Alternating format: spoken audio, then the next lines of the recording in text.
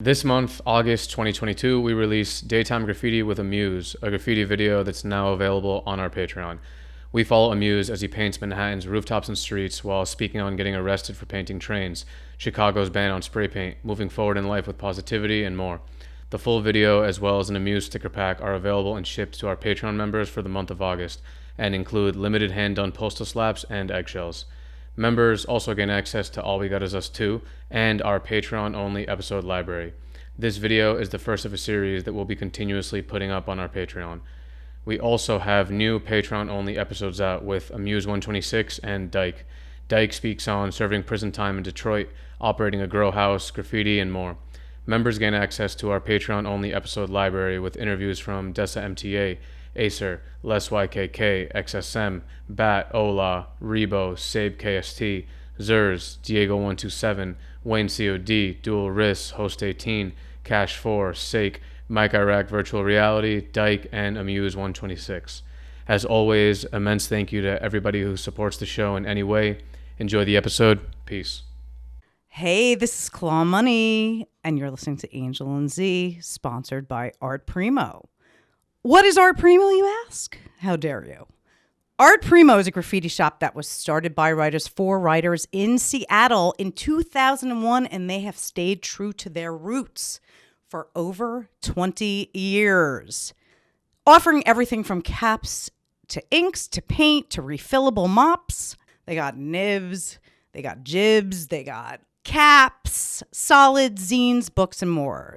And their how-to videos and YouTube channel are legendary. Art Primo strives to keep their prices low and quality high, hand pouring all of their mops and inks in their Seattle warehouse, shipping orders on the same day, and their site is a source of information for all types of writing tools. Tools for what? Tools for the revolution. Thank you again, bro, for coming on the show, man. For Thank real. you so much. Thank man. you guys for inviting me. Yeah, dude.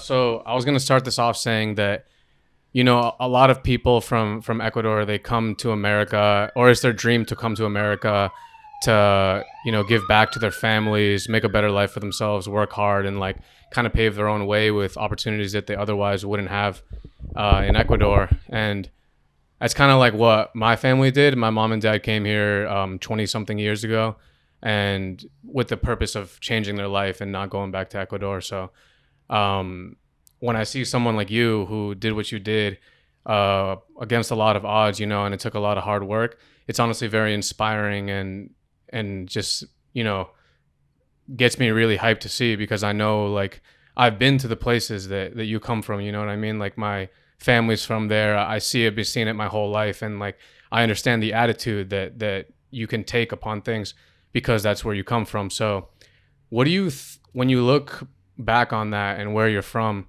and to where you are now and how your life is now with like all of this stuff, being able to provide for your family in like a way that literally wouldn't be possible in Ecuador, what do you think about that? It's just like, for me, looking back, is like, when I set this up, like when I told myself like, this is what I want to do, I just told myself like, there's no way out, there's no plan B, because a lot of people tell you like, you should have a plan B or a plan C just in case things don't work. But I'm like, by having those things, I feel like you already put yourself into a place that you can quit at any time, because you already have another option. For me, since I was a little kid, I always think on things like, there's no other option. I want this, that's what I wanna go and get it. So I just don't put other plans or other goals besides the one that I really want. And now that everything worked out, everything went through, it's not luck, it's not like casualties of life, it's because I did everything. And when things were getting hard, I kept pushing through. So life never, this is a cycle that never stops. I feel the moment you stop is the moment you get behind and you won't get what you want. So why will stop? Like, there's always a chance of failure, so might as well just try until the end. Mm-hmm. Yeah, man. First of all, I want to say thank you yet again for coming on the show, and congratulations, because I know today, on this day, was your first MMA debut. So that's amazing, man. And like he was saying, my family too, they migrated here, you know, and America is a funny place because you can have a role in your country and be somebody, but once you come here, it's like it's just you and your suitcase. You know what I mean? Like it's hard. You got to fight for your way to the top because everybody wants to make it here. You know, it's like the land of opportunities. So it's amazing. You know your story, and thank you, man, for coming on the show today. No, thank you guys for having me. And yeah, like I said, like when you come from a small place, from a small country, you realize how much you should appreciate everything's around you, because a lot of people just think like, okay, this is what I have, cool, but it's like, I think when you appreciate more why you're doing things, the purpose you put behind things, is like you just give more value to the results, and if you came up short, you stand up and you keep going, and if you get it done, that's just one thing that you achieve. That's nothing. You gotta keep going until the next one, and that's what I always say: is it will never stop. Even if I got the bell in the UFC, doesn't stop there. Like that's just like one good night. You gotta keep on going, and then the moment you retire or the moment you die is when you actually stop. But while you're doing it, it's all in. So you think that if from the start you didn't have a plan B, you knew it was going to be fighter 100%? Yeah, and not just fight 100%, UFC 100%. Like a lot of people ask me like, what if another promotion call you before? I'm like, I'm gonna say no. Even if the risk of getting at least something was going through the drain, I don't care. Like, I didn't work this hard to be in the second best promotion or in the third best promotion. I worked this hard to be in the UFC and one day be a world champion there. So what was your life like before you started martial arts? I know that you were fighting outside a lot in the streets, and why were you doing that? Do you feel like that was just your nature? Do you think you were like an angry kid? Like, what was the deal with that? I think it was just nature. I couldn't be more happy than I was. I think it was just like the adrenaline rush of like, I want to fight and I want to see how good I can do against a bigger guy or a faster guy or a smaller guy. I was just trying to fight, and if there was an opportunity, I was like, fuck it, I'm gonna just jump. At that time, did you know that you wanted to do this for a living? Because when parents, naturally they don't want their kid to be a UFC fighter. Like they want a different career for them, a doctor, a lawyer. Like what did you think about a career opportunity or like a certain path that your life was gonna take at that time? Honestly, back then I was just fighting and not knowing what I'm gonna do. Like I kind of have like a energy and a vibe that I thought whatever I do I'm gonna be good at. But before I figured it out, you make money in fighting, I was just thinking like I should do fine on whatever I pick. But once I saw Pride, the Strike Force, the UFC, I was like, okay, I have something to go one day. But before that was just going through the motion. I was just like getting on trouble in the street, fighting, broken windows, graffiti, just getting in trouble for no reason. But it was the energy I had to put somewhere. I just didn't find what was it. And once I saw fighting was an option, I was like, I literally just turned to the next page, forget about my life in the past, and just go like, I'm not gonna stop until I make it. So you started with jiu-jitsu, right? I started with jiu-jitsu, yeah. So how was that? It was really fun. Like normally, like when people go to a jiu-jitsu class, they do like a trial. They do yeah. 3-4 classes for free, and they figure out if they like the place. I show up with a check, a $60 check, and I was like, I want to pay for the month. And even the person on the racer told me like, you don't want to take the try-down classes, blah blah blah. I was like, nope, I'm gonna be a UFC fighter. And that person laughed. I was like, who the fuck you are? Like, what are you talking about? And then when I put the gi on, went upstairs to like the white belt class, the professor was around. I was like, hey man, my name is Chito. I'm starting today, ready to pay for the month, and I want to fight for the UFC one day. And the guy was like, That's what you said? That's what I say. And the guy was like, do you fight? Do you have experience? Are you a kickboxer? They want to learn grappling? I'm like, I never did anything in my life, but I know I'm going to be a fighter. And the guy just laughed, turned around. And it was a beginner's class. Like, it was me, couple adults, couple kids. Like, no one in there goes sign up for being a UFC fighter. And the guy was like, sure, if that's what you want, cool, let me see what you do. And from that day, I was training beginners, like kind of like 6 to 7:30, and 7:30 till 9. They kind of like the pro class, but like, black belts, purple belts, brown belts. And the first day I went to the beginners class, I stayed to the other class too. And he was like, kind of like, okay, you stayed to both classes and you get your ass kicked, but you were fighting your ass off. So it was like, okay. And from that day until today, I never stopped training or doubt for 1 second that wasn't for me. How was the jiu-jitsu back then in Ecuador? I actually went to Ecuador and I trained in Puerto Viejo. I trained in Guayaquil, and it was interesting to see like the stuff they teach and how some of the stuff's a little bit different. So how was it back then? Honestly, jiu-jitsu back then after Brazil was Ecuador. Like the level was pretty high. There was couple world champions. There was kids winning on the lighter belts until the black belt, and it was very competitive. It was like, I think I grew up in a time that gave me a great base. Like even if I'm in the ground, even if I'm kind of like losing the round, I was always able to like do something and figure it out. It's because like my roots and my beginnings were pretty good.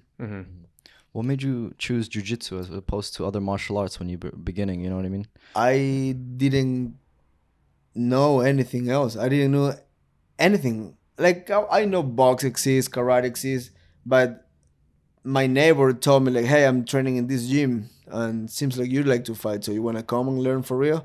And when he told me that I didn't knew what he was talking about, or like I was like, yeah, sure, let's go to the gym. Like somebody just took me there and dropped me there, and I started training until today. But it's not like I saw the gym on the street and I just walk in. Like it was my neighbor telling me like, hey, you wanna come with me one of these days? And he came with me. He trained that day. He don't really train anymore, but I stay forever. Do you remember what your first roll was like? Your first fruit rolls? Did you roll that first class? Yeah, I was just tense, and the intensity, I was just like trying to take people down, like the typical headlock from the school, pushing people away. If I was getting on a number, I would like just cross my arms, and I was just fighting my ass off. I was like really aggressive. I was just like trying to like rip your gi away, and it was just the way I was. I was just like trying to fight so hard, and I would do every single roll on both classes. What gym was it? Who was the Alliance. coach? Oh, it was Alliance? Yeah, it was Fernando Soluzo. He, when I go back home, I still see him. He was basically the person who brought like real jiu-jitsu to the country. And this was in Guayaquil. Guayaquil, yeah. So why did you move from Chone to Guayaquil? My parents, my sister and my brother, they were getting close to finish high school, so they were like, we need to go to the big city to give them a better education, better place, more opportunities, because Chone is just tiny. Like there's nothing really. You gotta get out of there if you want to do something big. And that was good on our parents. They took us out of there. We went to a better school, was able to learn English there, and just better connections, better opportunities, everything. When did you start studying English? Right away when I moved out of Chone, I went to 4th grade, and I didn't know how to say anything. It was like somebody just speaking Chinese to me right now. We were like, wow. So it was from zero. At that time, did you know that America was the end goal? That was where you were trying to get to at the time? In 4th grade? I mean, when you first started training jiu-jitsu, Oh, you yeah. said you wanted to be UFC fighter. I knew that I have to get out of Ecuador, but at least I gotta get my wings open in Ecuador, like get couple pro fights, see if it was for real, compete couple jiu-jitsu tournaments, just see if I really have it. Like, I'm just honest with myself. I'm like, okay, like if I can kick everybody ass around here, I have a chance. But there's people that don't really make it and just keep thinking that they can, and then you just become delusional. I think I've been pretty honest with myself since I was a little kid. So you started training. You were training at that spot at Alliance. I know you trained there for like a year and a half to 2 years, and then you had your first fight at like a mechanic shop. What happened with that? Fuck. That was a mechanic shop that they covered the cars with sheets, and the cage was just like regular fencing. It was 4 walls of fence with a big metal in each corner, and those square mats. So Like the puzzle mats. the puzzle mat. Yeah. So the fencing when it was in the ground bends upside down, so it was like a knife. So everybody close to the fence, they came with big cuts that they like guys cut their feet. It was just a random show. There was no permissions or paramedics in there. Yeah, yeah. It was just like, hey, 4 p.m. fight, $10 in the entrance. 2 weeks before the fight, somebody came to Guayaquil from Quito. They were like, hey, like, we lose a fight. Who want to fight? And they were like, that kid says he want to fight. So they asked me, you want to fight in a couple of weeks? I'm like, sure, let's do it. And they told me, like, don't worry, it's just a kid just like you. Another 18-year-old, 17-year-old kid that just practice kickboxing, you practice jiu-jitsu. I was like, cool. When I show up to the show, there was no wanks, nothing. I just show up on Saturday afternoon, right before the fight start. And I was like, well, let me look around for a little kid. I was looking around for somebody that like me, like skinny, no experience, kind of lost. And I see a lot of grown men, full tattoos. The energy was pretty dense, heavy metal on the corner. I was like, fuck, like, I guess my opponent didn't show up. So I was kind of like leaving. I was like, hey man, I'm out. It's like, what do you mean? My opponent's not here. No, your opponent's right there. Fucking shredded kickboxer, Pan Am's champion, like a guy that's been around, black belt in karate, almost nothing jiu-jitsu, just a little bit. And they said, oh, he's right there, like fucking corn rolls. I was like, fuck, that guy is huge. And then they told me, like, you should be fine. That guy throw a spinning wheel kick, almost take my head off. I was like, fuck, if that didn't touch me, I was dead. I just run to him, double leg him, hit and taking me down. First round, I just wasn't bored on. He took you down. He took me down. Okay. He just tossed me. He just threw like a typical judo throw. I was just too small for him. And then in the second round, I end on top, get a number, and I was like, fuck. If we will stand for like 30 seconds, he would probably knock my ass out in another dimension, and I would probably be here today. Mm-hmm. Because they didn't tell me we were fighting a man. Did you know any striking? Fuck, not really. Just It was just pure jiu-jitsu? like I had something, but not for a guy that compete at kickboxing. No, not at all. Did you show up with like a trainer or a coach, or was just by yourself? I show up with one of the guys that owns a gym over in Ecuador. He's a jiu-jitsu black belt, so he came with me to corner me. But I was just too green. Like I was just like, I had like a year of training jiu-jitsu. I was a blue belt, brand new blue belt, with just wishes on my head that I want to fight in the UFC. And they told me like, hey, you're fighting another kid. So I was like, sure, that's okay. The guy was a fucking man with real kickboxing fights. Thank God he didn't have any like high level wrestling. He would probably fucking break my face. So during that time period, were you training mainly in the gi? Were you training no gi? Fully in the gi. Fully in the gi? Yeah, that was like back in the day. Like they wouldn't, like I was told like you do gi until a month before or 2 weeks before, and then you take the gi off. Like in Ecuador was Monday through Thursday with the gi. Fridays was no gi. Friday, no one come to train. No one comes, yeah. Besides me and a couple other people. Like they were surprised I don't miss a day of training like in 4 years. How many people at that gym that you were training at were serious like you? Even if it wasn't MMA, but it was just pure BJJ, and they're coming every day, twice a day. Like how many people? Like the circle that competes trains until today. There were a couple guys that make it to Abu Dhabi and did pretty well. But pretty much that whole gym was solid. It was like the main gym, and even the guys that didn't compete like for a living, they still train today. So it was a pretty solid surrounding right there. Like the coach show up every day, good training, and then when I graduated from high school, I started training in the mornings too. So your schedule before you graduated from high school was like you would get out of school, you would just go straight to the gym and just be there till 9 p.m.? Yeah, every day. I will get out of school around 2 p.m., go home, eat lunch, Yeah, and just leave the house, grab my gi, and I would walk outside my house like a 10-minute walk, then fucking high check somebody to take me to the main road, and then get a bus, get to the because it was inside a college, get to the college, do like the first two classes.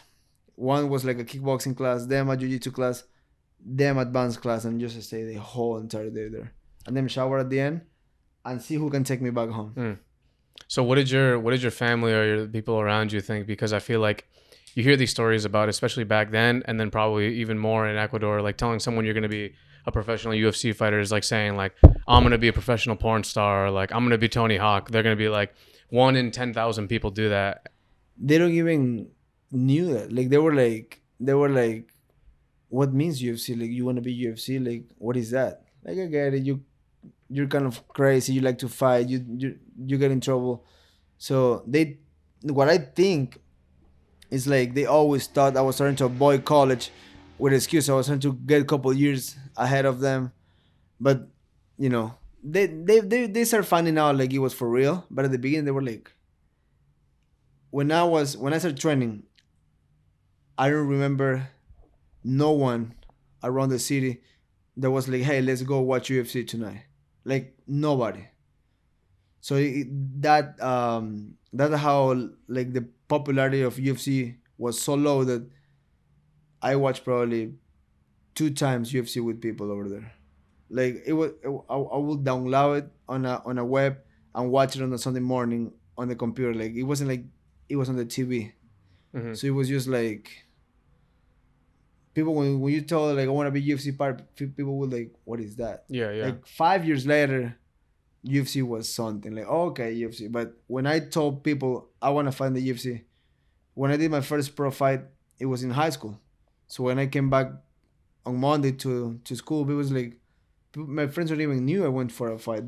People thought like, oh, he went to a jiu-jitsu tournament. Mm-hmm. I was like, no, it was like a real scrap. Like I got in the cage, and when I showed the video, they were like, holy fuck, you did it! Like you're fucking crazy. And then for me it was just like, that's my job. Like I want to be in the UFC one day.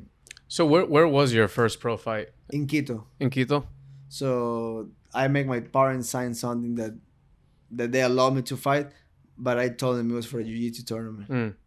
And then I fly out the morning of the fight, get to Quito, no weigh-ins, just hang out all morning, eat lunch, and go to the fight. Did you get paid? Because I know you were saying you used to call promotions and tell them you'll fight for free. I get paid $89. And then that's the money I pay. Get a taxi to the airport, eat lunch, come back. I came back with like $15. So those early fights, how different do you think they were, and your approach to them was compared to the fights that you have now in terms of like your preparation, or maybe like any fighters that you were trying to emulate and you had inspiration from their style? Has that changed over the years? Well, back then, it was just instincts, like what you eat before a fight, how much you rest, when you stop training. Like back then was like I would just train jiu-jitsu or just train any kickboxing. Then I would wake up and run before the bus comes for high school. So like when I fought this first fight, I was running 3 times a week, like 10 minutes. I didn't knew 10 minutes was nothing. Back then 10 minutes was like I was fucking dead, because it's like running is like a different sport when you just grapple. And I didn't know how to eat or what to like. I would eat a McDonald's thinking it's just food. I didn't know a milkshake is bad for you or Coca-Cola. I was just like, it's what normal people eat. But I would train every day, so I was in better shape than other people. But like the approach from now and then is crazy. Like now it's like a fully profession. What I eat, how I eat, when I eat it. When I start taper down camp, when I stop sparring, when I add more hard work or less hard work because I'm getting close to the fight. Like back then was just like, sure, I'm fighting, so I'm not gonna eat McDonald's. I'm gonna eat a hot dog because it's less fat. Like it was really just like that. Like I remember like when we were going to the fight in Quito, I stopped in the pharmacy and bought Gatorade and raisins covered with chocolate because I thought that would give me energy, and that was my meal: raisins covered with chocolate and a Gatorade Like right before the fight. right before the fight. Like I would think like that was good, Hmm. but you just don't know. Back then I didn't know anything. Who were some of the fighters that you would get hyped on? GSP. Oh yeah. Yeah, like I will drill Superman punch from both guards with my front hand, with my back hand, and right now I can do that perfectly. But it was just like, oh, he throws Superman punch, I would do like 1,000 Superman punch in the mirror, and that was a training session for me. Have you trained with him? No, I met him for the first time in Vegas when Volkanovski fought Ortega, and I saw him, and it was right before the Frank Edgar fight, and I came to him and, hey man, you won't believe this, but when I watch you for the first time, I told myself I'm gonna get there because of you. Mm. So believe it or not, you make me a fighter. Like if I wouldn't probably see him, maybe I wouldn't be doing this. But I was just obsessed with the way he fights, how dominant he was, how his people love him, and I was like, And he's like a real martial artist because even now that he's not fighting all the time, like he's still seeking out the best instruction. He goes trains with Danaher. He's always like worried about his health. He's always like doing stuff like fasting, doing stuff like gymnastics, yoga, a lot of flexibility. it's just that's when I said like it never stops. Like yeah, it's okay to retire, but you don't need to become the most unhealthy person when you retire. You're gonna still run and you're gonna still train and you can grapple as hard as you want. Maybe don't get punched in the head more because it's like there's no reason to spar once you retire. But like you can wrestle, you can grapple, you can run, you can lift weights. He fasts a lot. I fast a lot. I'm on a fast right now. Oh yeah, how long? Tonight will be close to 30 hours. 30-hour fast. So I think I'm gonna just go to 48, just because at the moment I'm already past being hungry. So I've been just drinking coffee and water So why do you fast? for health. Just like just let my gut rest. Don't put nothing in my body. Especially today is my day off. Just let the body chill. I'm not doing anything that requires energy. I'm not training. And this time before a fight, I stopped doing my 13 or 15-mile run on Sundays because I won't get any better cardio by now. I will just hurt my body. So, going back to that fight in Quito, the first fight, how long was it after until you received, that phone call from pretty much the UFC, telling you that this is an opportunity. So what are you gonna do? And I heard the story that you like crashed your car or something when you heard the phone call or something. I was taking pictures. My friend took pictures of me with a belt they won in Mexico because I was defending that belt against somebody from the US that had a couple fights in Bellator. So that was big deal. Like you're fighting a former Bellator guy. That's my ticket to the UFC. So I leave the photo shoot. My friend was sending me the pictures to my email, and I pick up the phone and they was like, hey, like this is the UFC, blah, blah, blah. I fucking hit the curb so hard. My tire explodes. I was like, fuck. And I was like, hey, if this is a fucking joke, I'm gonna kill you. I was so excited. I felt something that, fuck, it was like a drug. It was something that I was like, when they told me that, my whole body went in shock. I was like, holy fuck, like, seems like I made it. And it was a fucking crazy call. It was unbelievable. And it's like your family was supporting you up until like right before that, right? They were gonna say in December is like the final line. That's what my dad told me. Like, hey, my dad was like, hey, like, I support you, like, with what I have. Like, I can give you food. I can help you with your daughter. Between your sister and your brother, they help you with your rent. Your mother-in-law helps a little bit. So each person of the direct family was like pitching with something. Like I was like a foundation. They would put like $100 per head so I can have food and paying rent. But on me, I don't have $1. Like, I didn't even have a wallet back then. I don't have a bank account. It was just ID and my phone. So like, I would go to my dad's house and be like, "Yo, you got like $5?" Like, he's like, "Yeah, $5," and I would use that for gas because I know there was food at home. But it was, even if looks like, oh yeah, they just pay for everything, I had nothing. So if I wanna, if I wanna go and, I don't know, buy a pair of shoes, I was like, I can't. I would have to win a fight, and with those 300 or 400 I was making, then get something for me or for my wife. But like in the daily basis, there's no salary coming in. Like, I was, one point I was working for the jiu-jitsu coach for Soluso, and I was like, kind of like his assistant. So I will go and pay bills. I will send emails that the tournament is coming up. I will go and pick up gis that he print, and that was like 1,000 a month. So that was That's a good lot of amount. money. Yeah, yeah. That was like, fuck. With that money, yeah, I felt like a man. I was able to not pay fully, but pitch on my rent, buy food myself. But it was very limited. It was like, a lot of people used to say like, fuck this, I'm gonna find a job and I'm not doing this, because a lot of people offer me jobs. It's like, hey, you can work for me in the afternoons, you can work for me in the morning.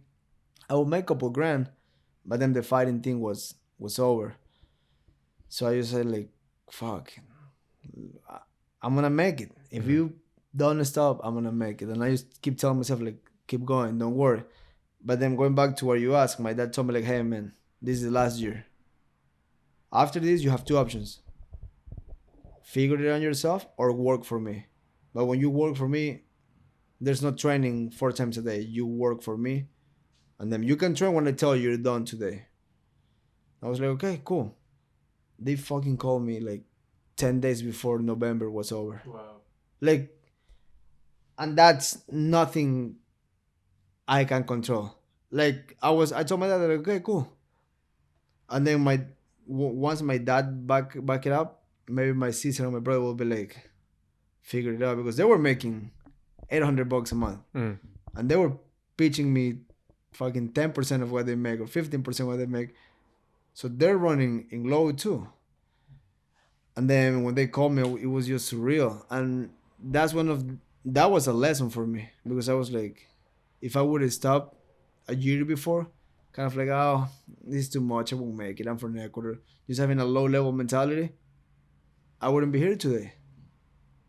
Fucking living the best life I could live. So that lesson right there was, just don't stop. It will come to you. Just don't stop. Because once you stop, you say like, oh, it wasn't for me, I wasn't that good. You become that good if you don't stop. So it's just time. It takes time to create something good. How do you think that coming from Ecuador, going through all the stuff that you went through, literally fighting your way to the top, like when you are fighting someone like that, like if you win or they win, it makes a huge difference as to who moves forward. It's like a drastic difference. So how do you think that coming from Ecuador has shaped your mind and your mentality into your everyday life today? You're just hard to kill. In anything in life, in adversity will always come. Doesn't matter who you are, doesn't matter what you do. There will be always bad days. There will be always bad moments. There will be always times you fail. Because even if you do everything right, even if you push as hard as you push, there can be a guy that just push harder than you, and you can control it because you don't know what other people is doing. That's why I really like the me versus me thing, that just become a better version of myself consistently. Like, the most important thing is consistency. Like, if you stop, then you stay behind, then you stay below. So having that inside me, it brought me here. And that's why I can fight the way I fight, because I've been in many fights and with guys that I was thinking like, okay, this guy's a better fighter than I am. But there's always a way around. There's always a way to break the guy. There's always a way to, you can take his soul away. That's that's a real thing, and my spirit is just very strong. But it's because I'm putting constant work into that. I'm putting constant work into my mind, like just don't break. Somebody will break, but that can't be you. So when you're fighting and let's say there's like a 3-round fight and the first 2 rounds maybe you feel like you lost, you don't have any doubts that come into your head when that's happening and then you win via knockout or something like that? I just keep telling to myself, like, there's time in that fucking clock. Like, just figure it out. Remain focused, but fucking go crazy in a way. So I really have that. I've been down 2 rounds before, and a KO or submission came in the third. But it's because when fighters are winning, they think or they expect you to be broke. That won't be my case. Like, I can be losing a fight. I cannot control if a fighter is better than me or if you just have a little better technique in some spots. But being broke is not an option. Like, throwing the towel is not an option. So it's like, you. That's why I say you better kill me, because if you don't, I'm gonna come after you. And them, that's a mind game. Them, somebody gotta break. And then if you decide that you're not the guy breaking, them the other guys fuck. Yeah, man. Hearing you talk about this whole experience is, I can't even imagine the mindset you were probably going into your first debut in America, because essentially you were fighting for your life, meaning your new life. You know what I mean? Because let's say if it didn't work, then you would have had to, work for your dad or stay essentially in Ecuador. Maybe fighting would have went out the window. So, like, was the mindset going into that first fight like, I'm doing this for everything I have? Like, because I read somewhere where you even had to go alone. You had to leave your family, your wife and kid, back home for that.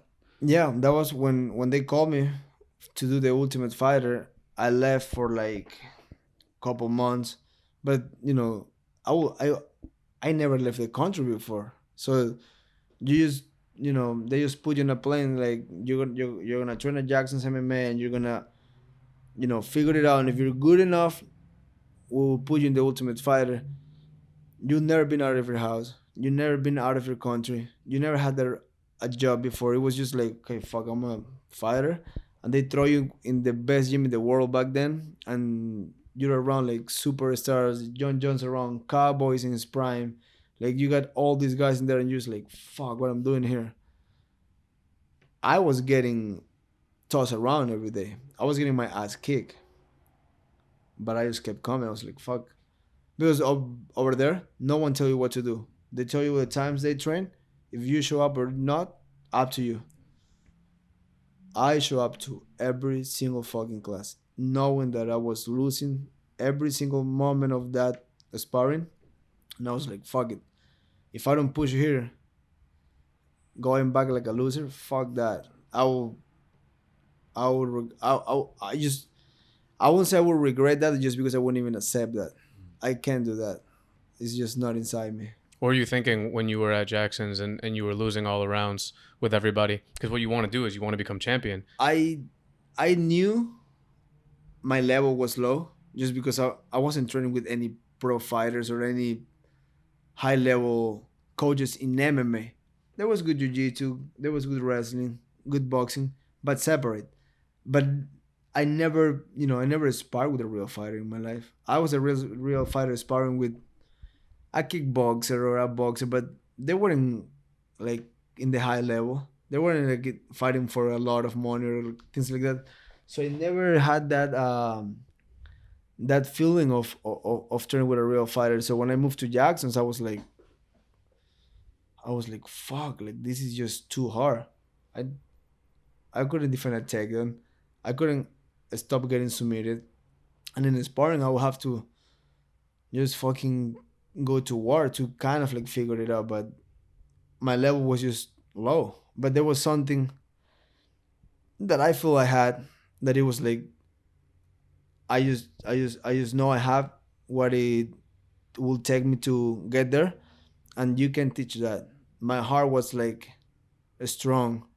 I will have cardio. I would do a lot of conditioning on the side, kind of like to match the technique I didn't have. So I just figured it out in a way, like, I just never stopped pushing. I was just like, okay, like, run harder, lift heavier, like, I don't know, figure it out. wake up earlier and hit the bag on your own. Like just little things that make me believe I was matching up with everybody. I was leveling up with everybody.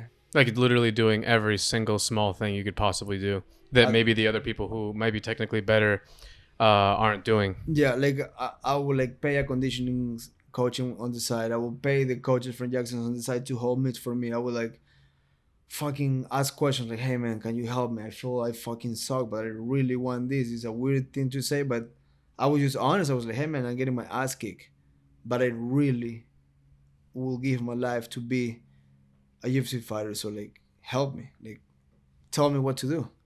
So what was it like coming to America when you hadn't really left Ecuador too much, and then living here, and then not only living here, but you want to give your life to be a UFC fighter, and that's what you're doing, and you're doing it. You're among those people. You're seeing them. You're sparring with them. You're at the place where it's the best of the best.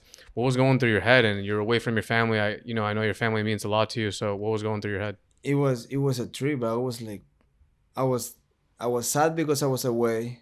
I was sad because I didn't know how to cook. I didn't know how to fucking do anything. I was like, fuck.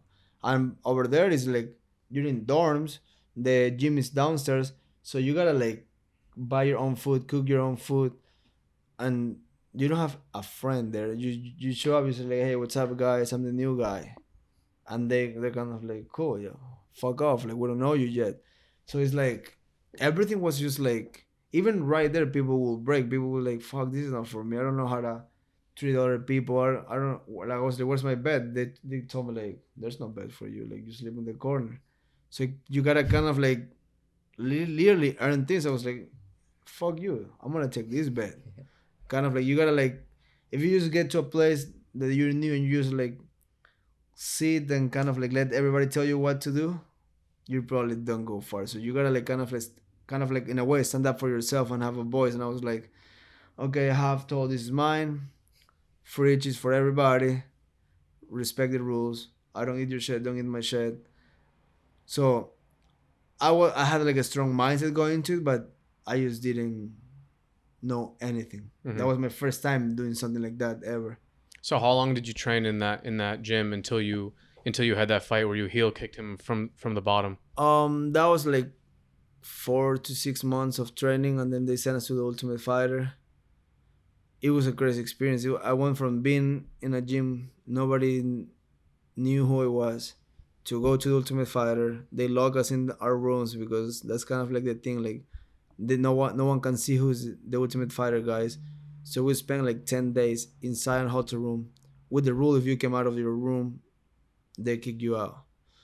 So you guys order room service and stay in your room. There's no fucking TV. Hotels don't have TV. Like, you're watching news or that's it. So you're literally just sitting by yourself, kind of like, okay, hey, I'm gonna do this or not. So I use the time kind of like just to reflect on things. Like I was like, fuck, how far I am, how happy I'm to be here, and when they lock me in that cage, it's still death. I'm not gonna fucking give up in there. Mm. So you win that fight, and then I know that because of the weight cutting problem, there was some issue. You couldn't continue anymore. The doctor told you had like rashes or some shit all over. Yeah. So eventually, like I saw that fight where I think it was in Mexico, right? And you walk out, you start like crying when you see the screens, and you ended up losing by decision. What did you think when you lost? Because that was like your official UFC debut, right?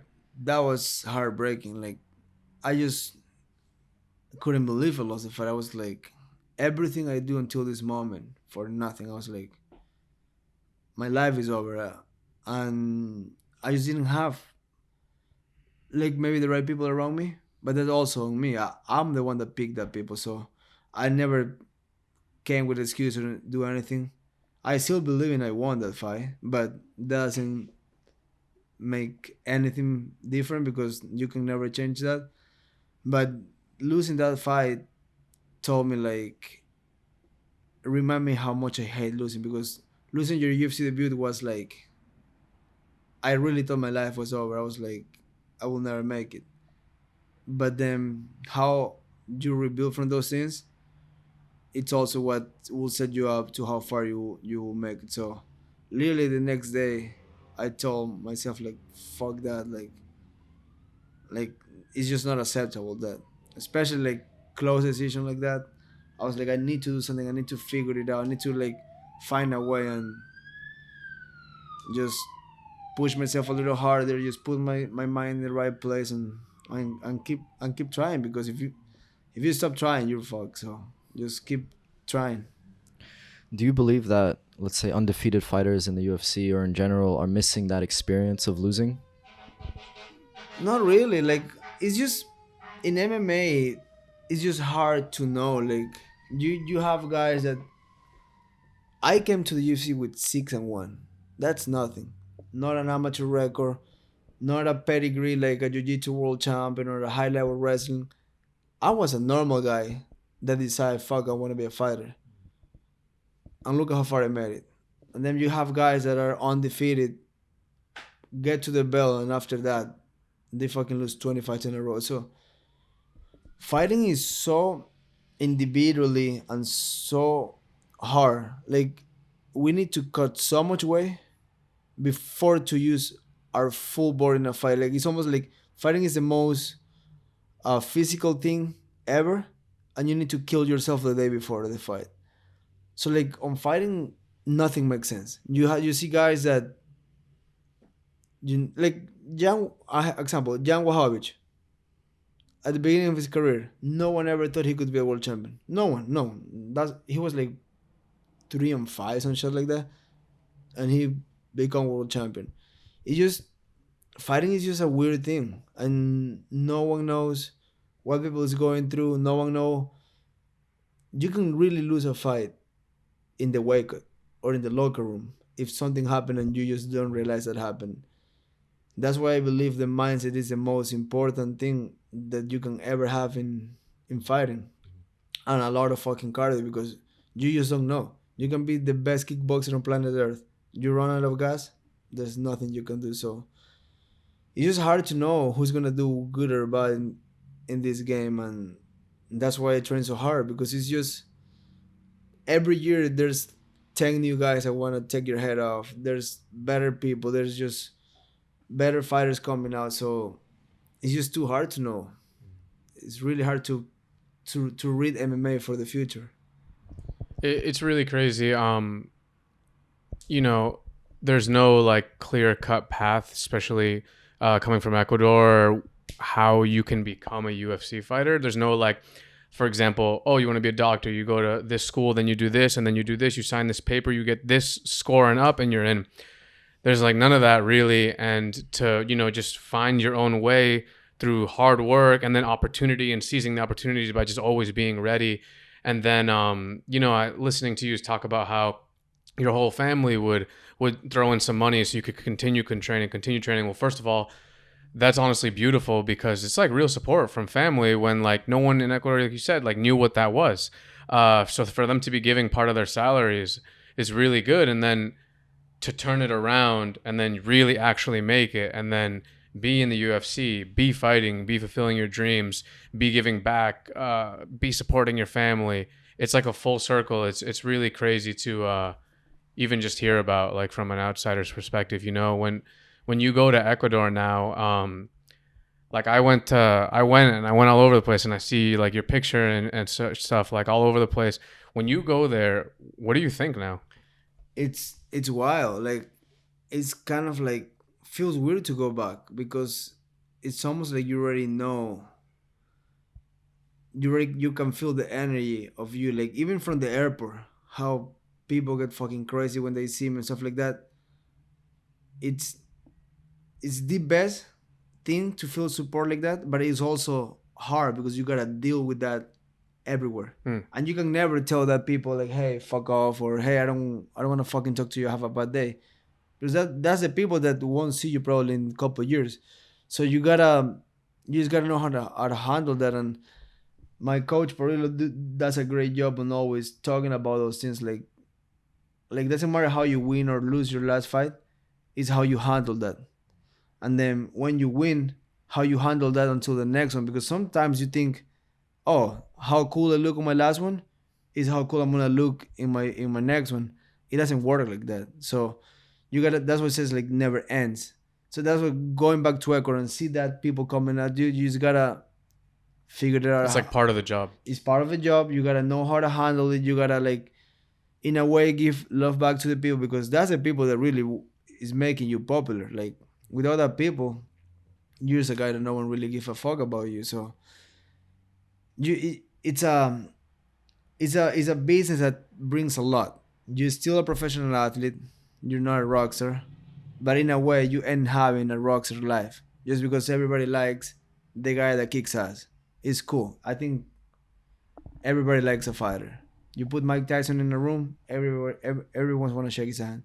So it's just something that fighting brings, and you don't know how to handle that until you become successful. And then once you become successful, if you don't handle that correctly, you go back to where you started. So it's that's what with fighting is so weird because so many fighters do well when they're under the lights, but at some point the lights will come to you and it's either you do it right or you fuck. So it's a weird thing. Yeah. So one of the things that I was thinking is like people probably look at someone who's a professional fighter and it looks like, okay, they show up, they just train every day, chill. There's no like, you know, they might not see the other side of the parts that are annoying to deal with. And that's something I wanted to ask you. What are some of the things that being a professional fighter are like annoying to deal with aside from like the weight cut? There's the fans that essentially like, especially probably for you in Ecuador, like you're like a national, like essentially a national pride of Ecuador right now. Like, so what are some of the things that you don't really like about being a professional fighter? I don't think I dislike anything. I just love it. I love what it brings. I think what I like the most is how much you put in the line. You can really be the coolest guy on Saturday night, or you can be the biggest loser on Saturday night. So it's just that risk or having a lot is what I like the most. Because how MMA works, you lose a fight, you're fucking done. Like the way people write you off, the way the media talks. But when you win a fight, even if you were losing the whole fight, people just like, holy shit, we knew that was coming. People just struggle on the result. And I just like that much of pressure of lines. You can be, you're never in the middle. You're either on the left or the right. Like it's just, and things I don't like. I don't think there's anything I don't like. Maybe the wake up thing, just because it don't make sense. But fighting on your walking the wrong way will never happen. So you think it will never happen? Not in my time. Like I just think, why don't fight what you weigh normally? But most fighters don't treat themselves like athletes. They get pretty fucking fat. So you will have a lightweight probably fighting a heavyweight. Like I'm not even kidding. Like when I see guys out of camp, I'm like, holy shit! Like it's just weird the way like most fighters after a fight get fucked up for like 20 days, drinking, eating like shit, partying. I'm like, in my mind, that's the week that you gotta treat yourself the best. You just fucking punish your body for many weeks, spar so hard, get into a weight cut, get into a fist fight. After that is you should treat your body the best. But MMA is just fighters think they're fighters, but you gotta somehow act like an athlete and treat yourself better because you will retire one day. And if you see older fighters, they look like shit sometimes. Yeah, I remember seeing I forgot who said it, but they said like you can notice every single piece of cake somebody eats. You know what I mean? If they're training. Yeah. But I wanted to ask you, how do you balance social media and all this publicity in your everyday life? You know, from trying to be like peaceful to handling all the messages and all that kind of stuff. Yeah. Honestly, I just really don't like whatever I create, right? Whatever big amount of my name can be or whatever amount of fame I can have, I'm like, that's good in a way. That gives me a job, that brings me sponsors, that keep me relevant. But I try to live the day to day and not think that that's me. Like, who I am is a person that is always smiling, the guy that always is surrounded by good people, by friends, by family. That's who I am. I feel I'm a happy person that love what he's doing, and I'm enjoy life regardless what happened on my job. That cloud, that noise I create by being a fighter, by putting on nice KOs or putting on good performances, I don't leave that. The fans, they leave that because that's what they know about me. They're like, fuck yeah, like I like what you did last weekend. I just don't put myself under that cloud. I just keep myself in the open. Like I think I'm a normal person. I think I'm a fucking human being like any other. That's why when I'm going to a fight, I don't create monsters of my opponents. I'm like, that motherfucker got 2 arms, 2 legs. We're the fucking same. If I work hard enough, I'm gonna kick his ass. So I like what Adesanya always talks about, like fuck the noise. At least what I understand about that is like keep the fame and keep all the bright lights away from me, at least away from my mind. Don't let that go to my head and think I'm fucking God and treat people like shit and just walk on top of people. For me, it's just like I'm a human being. I'm gonna make mistakes. I'm gonna do great things, but it's just living life normal. Like just have a good time and think the way I've been thinking this whole time. If you work hard, things come to you. If you keep the consistency, good things come to you. And be who you are. Never forget who you are because it's easy to forget who you are when you got all the lights on top of you. You can put on a mask, on a persona, but that won't last forever. That will be very momentary. The moment you lose, all that goes away. When I lose sometimes, nothing goes away. My friends don't goes away because I keep the same good people around me. I'm not jumping into circles because I'm becoming cooler than a couple years ago. I know I met new people. I met really cool fucking people. But if they're real, if I feel we're in the same page, we can have a good time. If not, it was great to meet you. But it's just don't forget who you are. How much has having a family, having children affected you, and what exactly? How much do they mean to you? How much does it influence your training? When you're training, are you thinking about them? When you're fighting, are you thinking about them? How is it? For me, like I don't know other way, right? Like I'm not a single guy going around town. So having a family, it's almost like all I know because I had my family in my when I started. So I started pretty young. My wife got pregnant when she was 17. So I don't. It's almost like I don't know life without a family, and I don't think give me anything negative or any bad things from having it. I just feel like I grew up in a good family, so it's helped me to have a great family myself. And the thing I always think about is like if I had a good life growing up, I'm gonna give them nothing less than that. If I can, I would do it better, but can be less than how I grew up. So you know, I don't really think on anything when I'm training or I'm fighting. Thoughts come and go, but having a family definitely helped me to keep myself on trail, to keep my feet on earth because I don't want to show them any negative things about me. I don't want to show a really negative example for my kids, and the best thing I can do on them is just create a better version of myself. And you can't do that if you put on a mask when you're on camera or put on a persona when you are on TV. That they will be like, oh, it's okay to be a fucking idiot. So cool, I'm gonna go to school and just be an asshole. And that's one thing. Of course, I'm not perfect, but I try. Just be kind to everybody and just put on a smile on everybody. Doesn't matter who you are, what you own. People is people. So just be good to people. What are your thoughts on, the state of the world and having children? Do you want your son to learn martial arts or, your daughters, or like, what are your thoughts on all that kind of stuff, Yeah, they train jiu-jitsu for like 4 years. They like it. They've been going in and out in the last year. I don't really push them to do much. I like them to pick something and do it, because no one pushed me to do anything in life. Besides, telling me the right things or correcting me if I make a mistake. But training wise is just, if they're feeling it, I take them. I won't push them. And the world is always changing. The world is always, there's drama here and there. There's new ways to live. There's people. Everybody thinks different, right?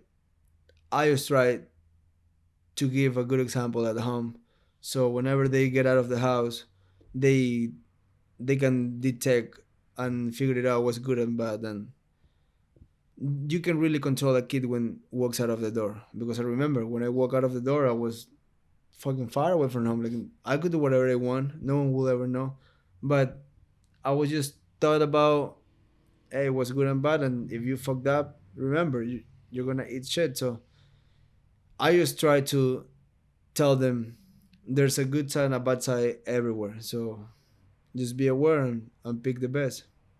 What do you have planned for the future? I know that you train with Perillo. I know that you train at with the Mendez Bros. I saw you went to train at New Wave in Austin, Texas with Danaher. Do you have any plans for like after fighting, or do you not think about that because that's like the plan B type shit? I really don't think about it, but in a way, you always do things on, on what you want, how you want to do life after.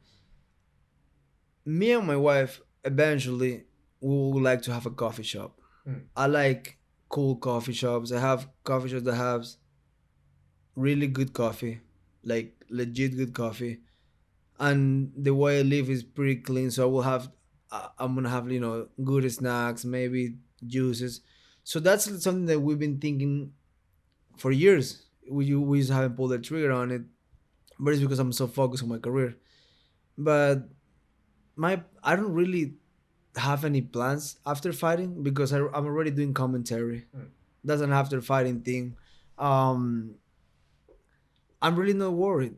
I'm very confident I'm gonna win the belt, and success will open every single door out there. So I'm not really thinking past what's in front of me. And right now I have a fight in a couple of weeks, so that's all that matters to me. Like, I don't like to overthink with what's next, because then you forget to live now. And it's a silly thing when everybody does a IG caption for everybody, oh, live it now. But most people just say it and think it's cute to say it. I really mean it. Like, when I said live now, I'm like, I'm right now doing this fucking podcast, which is, it's cool, we're having a good conversation. I don't like to think too much ahead. Well, I want to say, thank you for coming on the show. It was honestly an honor, and it's very inspirational to hear your story, hear your words, hear your mindset, and your humility. Because although you like have fame and all this stuff, like, I don't know you personally. This is my first time meeting you in person, and every interaction I've had with you has been of a real person. You know what I mean? Not like someone who's been, I guess, clouded by fame and stuff. So I want to thank you for that, and also being an inspiration to a lot of people who come from Ecuador, and a lot of people who were just not even Ecuador, but like South America, and people who come from less and feel like they can't. When they see you, they feel like they can. So it really does mean a lot to me, and I wish you nothing but luck with your family. I wish you nothing but luck with this fight that's coming up, and I think things are gonna go your way, man. I feel like you have a really good mindset, a really good mentality of, like you said, hard to kill, and work ethic. Most of all, you always talk about immigrant mentality. So thank you again. Appreciate it, man. Thank you so much. Yeah, man. Thank you so much. And just, I can repeat everything Angel just said is, I agree with everything. And good luck on your fight, man. And once again, thank you so much for just, us being human in a way, you know what I mean? And that's what we are. And thank you guys. Thank you, man. Absolutely. Yo. Peace. Appreciate it, brother.